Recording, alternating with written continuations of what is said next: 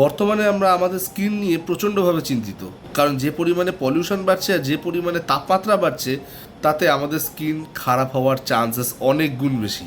কিন্তু আমরা আমাদের স্কিন নিয়ে কখনো সেভাবে ভাবি না, আলোচনাও করি না। তো চলো আজকে আমরা আমাদের স্কিন নিয়ে একটু আলোচনা করি। আমাদের ত্বক প্রধানত 3টি স্তর নিয়ে গঠিত: এপিডার্মিস, ডার্মিস আর হাইপোডার্মিস।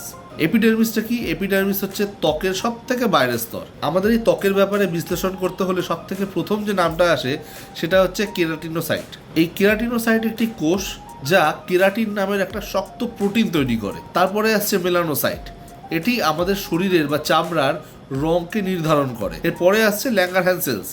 এই সেলসগুলো কি করে না, আমাদের দৈনন্দিন জীবনে যেসব ধুলোবালির মাধ্যমে বা বাইরের পলিউশনের মাধ্যমে আমাদের শরীরে যেসব জীবাণু অ্যাটাক করে সেটার থেকে প্রতিরোধ করে, অর্থাৎ সিকিউরিটির কাজ করে। তারপরে আসছে মার্কেল সেলস, অর্থাৎ স্পর্শ অনুভব করতে সাহায্য করে। এরপরে কি নাম বলেছিলাম? ডার্মিস।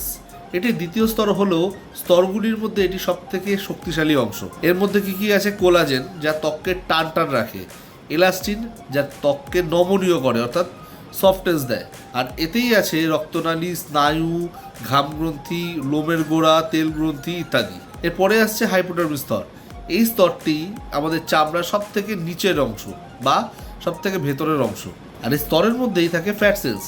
এখানে ফ্যাট সেলস থাকে বলে ব্যাপারটাকে পুরোপুরি নেগেটিভ নেওয়ার কিছু নেই, কারণ এই স্তরই আমাদের শরীরকে ঠান্ডা থেকে বাঁচায়, কোনো রকম আঘাতকে শোষণ করে নেয় আর আমাদের শরীরের শক্তিকে জমা রাখে, সঞ্চয় রাখে। তো প্রথমে যেটা বললাম, এত গরমে আর এত পলিউশনের মধ্যে আমাদের শরীরে যে ঘাম হয় সেটা একটুখানি অস্বস্তিকর, তাই না? তো তোমাদের কি জানা আছে আমাদের শরীরে কিভাবে ঘাম হয়? দেখো, ঘাম তৈরি করা আমাদের শরীরের প্রত্যহ আর একটা গুরুত্বপূর্ণ প্রক্রিয়া, কিন্তু এই ঘাম কেন তৈরি হয়, কিভাবে তৈরি হয় সেটা আমরা জানবো।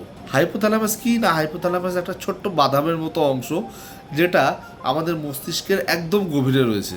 এই হাইপোথ্যালামাস কি করে না, স্নায়ুর মাধ্যমে এটি ডার্মিসে থাকা ঘাম গ্রন্থিতে সংকেত পাঠায়। তখন আমাদের শরীরের ঘাম গ্রন্থিগুলো লবণ, জল আর কিছু অন্যান্য পদার্থ নিয়ে ঘাম তৈরি করে, আর সেই ঘাম একটি নালীর দ্বারা আমাদের ত্বকের উপরিভাগে চলে আসে।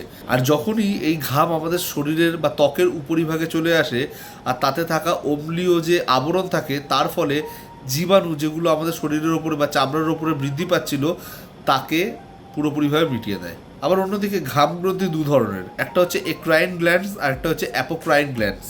এক্রাইন গ্ল্যান্ডস যেটা আমি প্রথমে বললাম সেটা আমাদের সারা শরীরে থাকে আর আমাদের শরীরকে ঠান্ডা রাখতে প্রধানভাবে কাজ করে। আর অ্যাপোক্রাইন গ্ল্যান্ডস কোথায় থাকে না, সেগুলো আমাদের শরীরের প্রাইভেট পার্টে থাকে, যেগুলো বাতাসের সাথে ডাইরেক্টলি কখনো সম্পর্কে সবসময় আসে না, যেমন বগল, কুচকি ইত্যাদি। আর যেহেতু এই গ্ল্যান্ডগুলো সবসময় বাতাসের সংস্পর্শে আসে না, সেই জন্য এখান থেকে বেরোনো ঘাম ব্যাকটেরিয়ার সংস্পর্শে এসে জীবাণু তৈরি করে। আর এই জন্যই শরীরের এই পার্টগুলোতেই বিশেষত দুর্গন্ধ থাকে।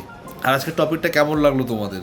আশা করি খুব কঠিনভাবে বোঝায়নি, খুবই ইজিলি বোঝানোর চেষ্টা করেছি। আমি জানি না, তোমরা আমাকে জানাও যে আমার বোঝানোটা তোমাদের কাছে ইজি লাগে কিনা, গ্রাউন্ডেড লাগে কিনা।